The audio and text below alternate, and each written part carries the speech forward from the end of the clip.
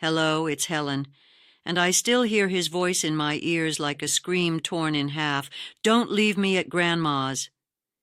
3 hours later, a neighbor found my grandson covered in blood, and my whole world split open. He had his little fists clenched around the back seat fabric, eyes wide like a trapped animal. Don't leave me here. Please, Mama, don't make me stay with her again. I was in the passenger seat, stunned. His voice, normally soft as a feather, cracked like it had splinters in it. Julia turned back to him, smoothing her hair like she wasn't hearing it. You love Grandma Carol, sweetheart.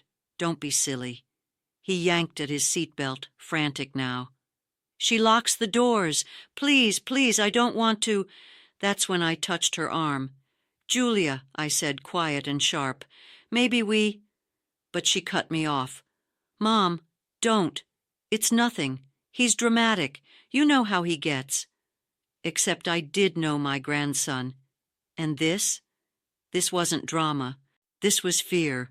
The kind that doesn't know how to fake itself. They were already late for the airport, of course. Julia and Mark had some couples retreat in Vermont, and Carol, his other grandmother, was only 15 minutes away. It's one weekend, Julia said. She's his family, too. And just like that, we pulled into Carol's circular driveway. Big house, pristine, white columns, dead silence. Carol opened the door, perfect as always, in a blue cashmere twin set. Her lipstick was bright red, her smile was even brighter, but Aaron didn't move. I'm not going, he whispered. I heard myself speak before I thought it through. Then he can stay with me. But Carol's smile only stretched. Don't be silly. We've already arranged everything. Julia, Mark, you go. Helen, it's lovely to see you. Aaron, darling, come inside. He didn't, not even when Julia unbuckled him and kissed his cheek. Be good, she said, and for God's sake, stop making Grandma Carol nervous. She handed over his little suitcase. Carol picked it up like it weighed nothing. I stood there, helpless, with a child who clung to the car door like it might save him. You'll be fine, Julia called from the driveway. We'll be back Sunday. And then she was gone. And Aaron was gone too, because he had no choice but to go. The worst part? I didn't stop it. I told myself I was being paranoid, that he'd be all right, that it was only a weekend. But by Sunday afternoon, a neighbor named June found Aaron barefoot, shaking and covered in blood on the edge of her yard, and I swear my soul left my body. They said it was his own nosebleed. That was the first thing the EMT said when I arrived at the hospital, clutching my coat and half losing my breath down that sterile white hallway. He's stable. The blood's mostly his own, likely a severe nosebleed, compounded by shock. But I'd seen June's face when she called me. That woman's voice was shaking through the phone line like a live wire. He was screaming, Helen. He was in the bushes. I thought he'd been attacked. He was shaking so bad I couldn't lift him. I'd dropped everything. I didn't even call Julia. I drove. And now I was standing outside a hospital room where my grandson lay on a gurney, small and pale, and somehow even smaller than I remembered. He didn't look at me when I walked in. He was curled inward, knees to chest, hospital socks sagging around his ankles. The blood had dried in his hair. I sat down next to him. I didn't speak, not yet.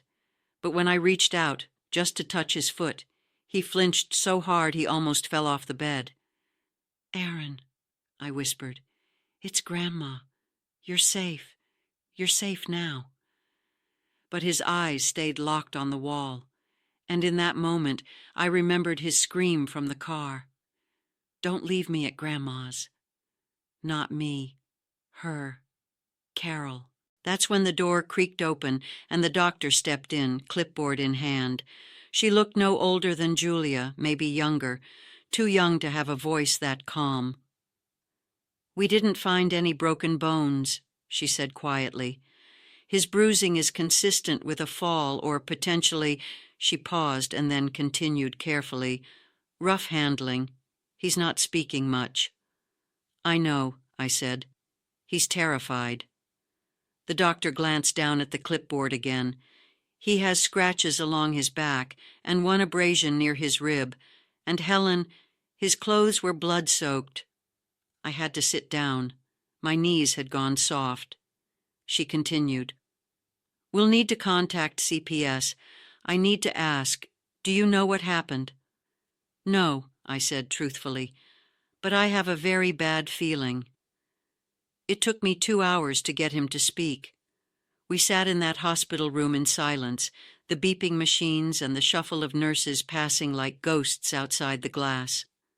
When he finally whispered, it was like hearing a bird break open. "She locks me in the basement." I froze. "Who?" "Grandma Carol." He didn't cry. He didn't sob. He just told me. "She says I talk too much and that I look at her funny, so she puts me down there, the room with the freezer." I stared at him, not breathing. "Did she hurt you?" I asked. My voice wasn't even mine anymore. He hesitated. "Not with hands, just the words and the dark. She says I ruin everything, that I make people leave. She calls me little ghost." I pressed my hand over my mouth. "She gave me beans in a cup. That's all I got, just beans." I didn't cry this time. But then I fell. I tried to climb the shelf and I hit my face. He looked at me then, finally looked at me. "I wanted you, Grandma, but I didn't know where your house was." That's when I lost it. I wrapped him up, blood and all, into my chest, and I just held him, like he was still 2 years old, like I could hold every broken part of that weekend back inside him before it spilled forever. Because somewhere out there, Julia still thought it was fine. She still thought Carol was fine, but that night I knew exactly what I had to do, and this time I would not be polite. I would not be quiet. Not when it came to a child left screaming in the dark. It was nearly midnight when I called Julia. She answered with laughter still in her voice, probably wine, probably from their little Vermont getaway, probably from the life she still thought she could return to. "Mom," she chirped, "is everything okay? We're at dinner. He's in the hospital." Silence. "What?" "Aaron is in the hospital," I repeated. "The neighbor found him covered in blood, barefoot, hiding in the bushes outside Carol's house. He has scratches and bruises and—" I had to pause. My voice was shaking. "He told me she locks him in the basement." "No," Julia said instantly, flat, defensive. "No, she wouldn't do that." "He told me. He's dramatic. He always makes things up. I saw him. I held him while he said it. He wasn't acting, Julia. He wasn't confused." More silence.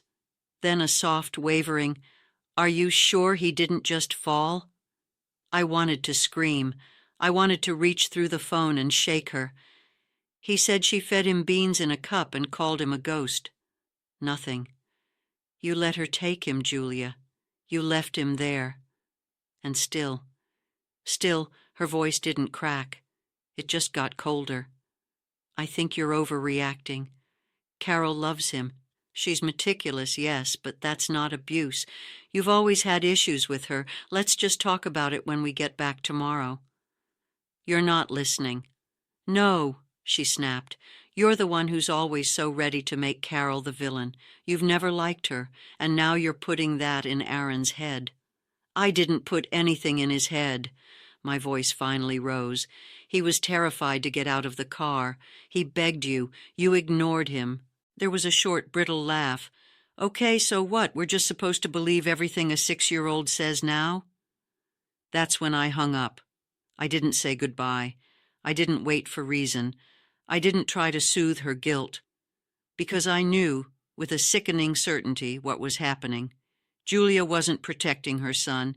She was protecting her narrative, her perfectly curated upper-middle-class life, her effortless dual family balance, her weekends away while the 2 grandmothers shared the load. But one of us was feeding him cookies and reading books, and the other was locking him in a basement with a freezer. And Julia couldn't afford to admit it, not without breaking the mirror she'd built her life inside. The next morning, I went to Carol's house, not politely, not with a phone call or a smile or a cake under my arm. I rang the bell and waited. Her perfect hedges were trimmed like a crime scene. She opened the door in beige cashmere and pearls. "Helen," she said, surprised, "I suppose you're here for the suitcase. Aaron left it." "No," I said, "I'm here for the truth." She blinked. That smile, that practiced, tight, awful smile, twitched. "I beg your pardon?" "I know what you did. I know you locked him down there, he told me. And unless you want to explain that to police, you're going to open the door to that basement." "Get off my porch," she said coldly. "Not until I see it." Carol stepped forward, eyes sharp. "Aaron is a sensitive boy, dramatic. He doesn't like structure, and I'm not Julia. I'm not going to protect your lies." I could see it in her then, the flicker, the smallest crack in the mask. "I want to see the basement," I repeated. "Now, or the police will." She hesitated, then turned slowly, and opened the door. It was smaller than I imagined, colder too. Cement walls, a bare bulb hanging by a wire. A metal freezer sat under a narrow slit of a window. One small plastic chair. No toys, no books, just a tin cup with dried beans rattling at the bottom, and in the corner a soft blanket curled like it had been dragged there and used as a nest. I stood there and trembled. "You put a 6-year-old in this." Carol's voice was sharp behind me. "It was time out. He wouldn't behave. I needed order. I didn't hurt him. You broke him," I said. "You took a boy with a gentle heart and taught him fear." She sniffed. "You raised a weak child." I turned slowly, and for the first time in my life, I hated someone with everything I had. "You are never seeing him again." She laughed once, brittle and hollow. "You think Julia will allow that?" "I know she won't. That's why I'm not waiting for permission." I stepped back into the hallway, and I swear I could feel the house exhale behind me, like it wanted to be rid of her too. I didn't go home. I went straight back to the hospital. Aaron was sitting up now, coloring with a nurse, his tongue caught between his teeth the way he always did when he concentrated. When he saw me, he dropped the crayon and ran, bare feet slapping against linoleum, straight into my arms. "I thought you might not come back," he whispered. That sentence nearly split me in two. "I'm here," I said into his hair, "and I'm not going anywhere." The nurse gave me a long look, the kind women give each other when something unspoken has already been understood. "CPS is on their way," she said quietly. "They'll want to talk to you." Good. I sat with Aaron on the bed and helped him color dinosaurs until the social worker arrived, a calm woman with tired eyes and a notebook already half full. I didn't embellish. I didn't soften anything either. I told her about the basement, the beans, the freezer, the fear. I told her about the scream in the car that no one listened to. She wrote without interrupting. "Has the child ever expressed fear of returning to that home before?" she asked. "Yes," I said. "And no one listened."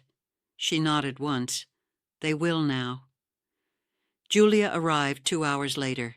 She came in fast and flustered, airport jacket still on, anger already loaded behind her eyes like a weapon she was ready to use.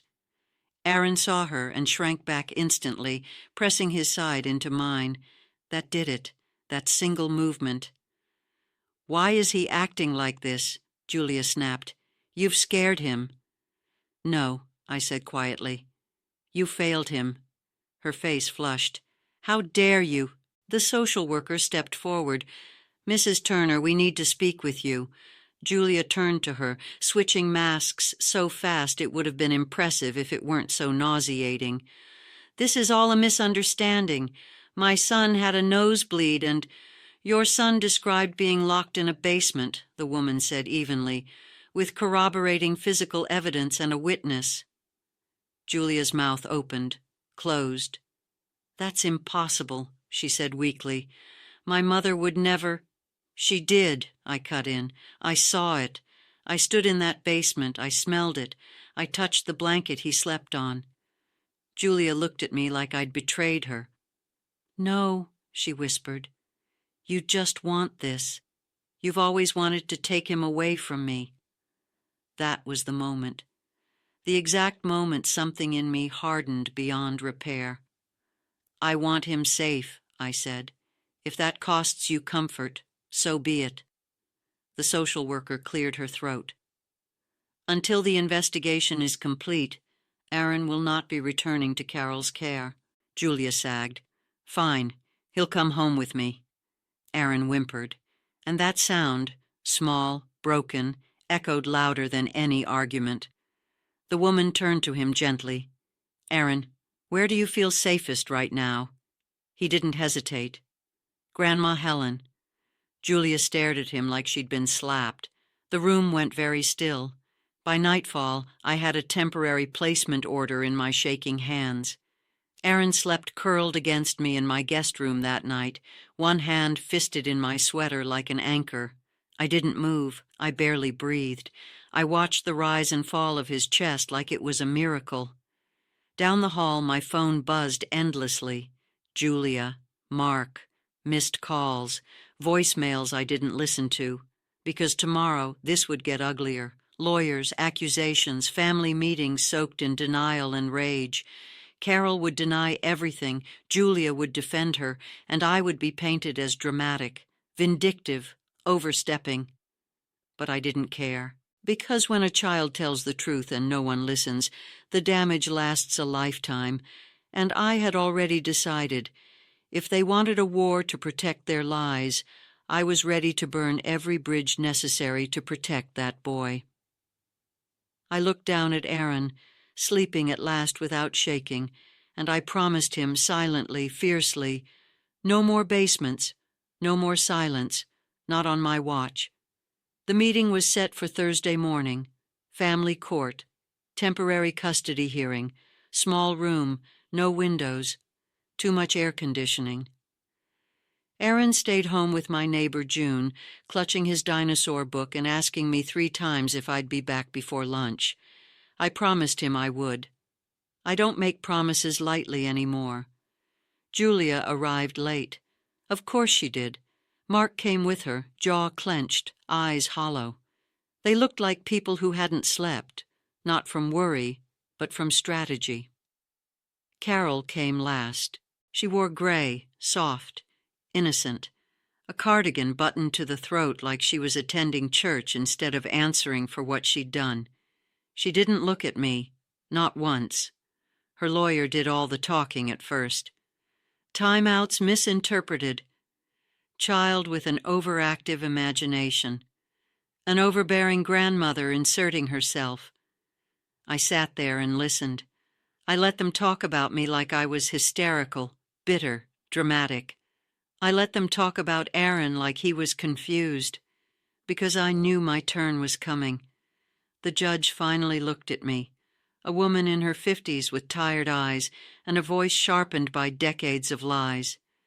"Mrs. Helen," she said, "you may speak." I stood. My legs were steady. That surprised me. "I am not here because I dislike Carol," I began. "I'm here because a 6-year-old begged not to be left alone with her, and no one listened." Carol's lawyer shifted. I continued. "He was locked in a basement, not once, repeatedly. He was fed beans in a cup. He was called names. And when he was hurt, he ran barefoot into the street rather than stay inside that house one more minute." Julia shook her head violently. "He never said that to me." I turned to her then. "That's because you didn't want to hear it." The judge raised a hand for silence. I reached into my bag and placed 3 things on the table. Photographs, the basement, the freezer, the chair, the cup, a written statement, June's, shaking handwriting, blood, bushes, screaming, and finally, the audio file. I pressed play. Aaron's voice filled the room, small, cracked, honest in the way only children are when they don't yet know how to lie to protect adults. She locks the door. I count the seconds. I try not to cry. I wanted Grandma Helen. Julia made a sound then, a broken animal sound. She put her hands over her mouth. Mark dropped his head into his palms. Carol finally spoke. "That child is manipulative," she said sharply. "He exaggerates. He's always been sensitive." The judge looked at her for a long time. "Mrs. Carroll," she said slowly, "do you deny locking the child in the basement?" Carol hesitated. Just a second. But it was enough. "I needed discipline," she said. "Children need structure." The judge closed the file. "Court is adjourned," she said. "Effective immediately. Carol is barred from unsupervised contact with the child. Temporary custody will remain with Mrs. Helen pending full investigation." Julia sobbed. Not for Aaron, for herself. I didn't look at Carol as she was escorted out. Some people don't deserve your eyes. That afternoon, Aaron ran into my arms when I walked through the door. "You came back," he said. "I told you I would." He pressed his forehead into my chest. "Am I in trouble?" "No," I said fiercely.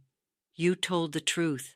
That night, as I tucked him in, he asked, "Will she ever lock me in again?" "No," I said, "never." And for the first time since that scream in the car, I meant it with my whole soul. The official custody hearing was 6 weeks later. The psychologist's report confirmed what we already knew. Aaron was recovering but slow to trust. He flinched at sudden noises. He refused to sleep without the hallway light on. He still called canned beans punishment food. Julia tried. I'll give her that. For a few weeks she called every other day, asked how he was, tried to repair the crack she'd helped deepen. But her voice always had that edge, that brittle defensiveness. She kept saying things like, "I didn't know." She never told me. I thought she was just firm.